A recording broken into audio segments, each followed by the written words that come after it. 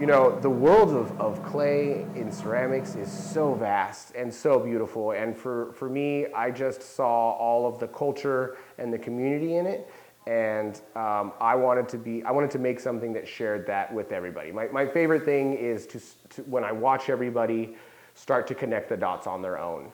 And so really the bigger goal in itself for Seed is to create community with clay. Seed is a POC owned establishment that is basing its knowledge through the teaching of clay as a community agent, and hopefully showing that in its curriculum the forms and ornamentations of various cultures that work in clay.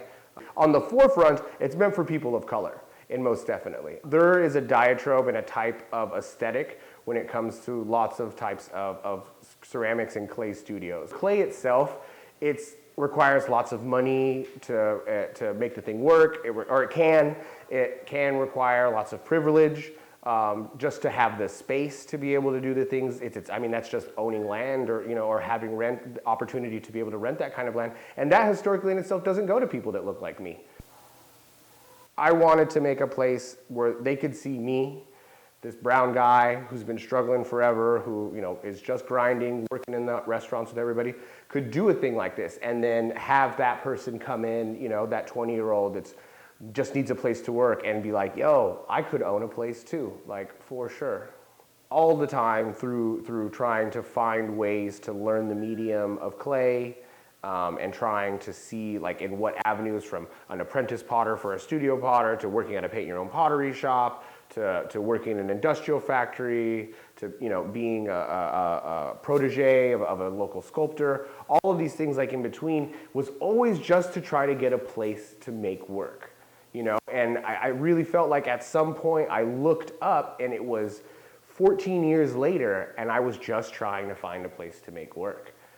And even then, as I started to get into, and I said I had to go to college to do it. I have to go and finish this thing because those are going to be the only avenues that allow me the next bridge into this area, and I just wanted to make work. And as I tried to find a place to work on my own, I ended up developing and gathering so much knowledge that I would just build a place of my own now and be able to share that knowledge. And for me, in the end of it, even selfishly, I just want to learn a lot more and have a lot more stuff to work. And I almost feel like seed needed to be planted so that I could relinquish things out of my head to start gaining some more knowledge. I needed to do sort of like a hard drive purge and if I could give one 20-year-old kid, a chance to be comfortable to make work, even for a couple of years, couple of months, I know personally how much that means and how far that resonates.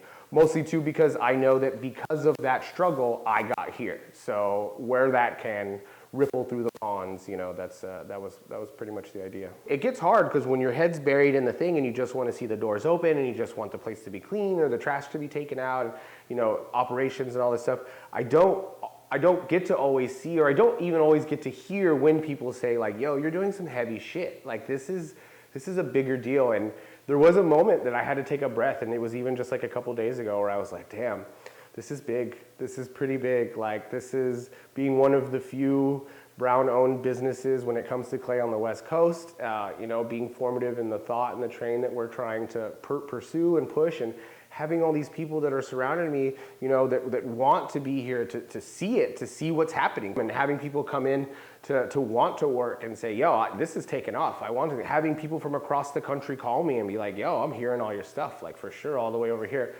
Extremely humbling. It's been extremely humbling.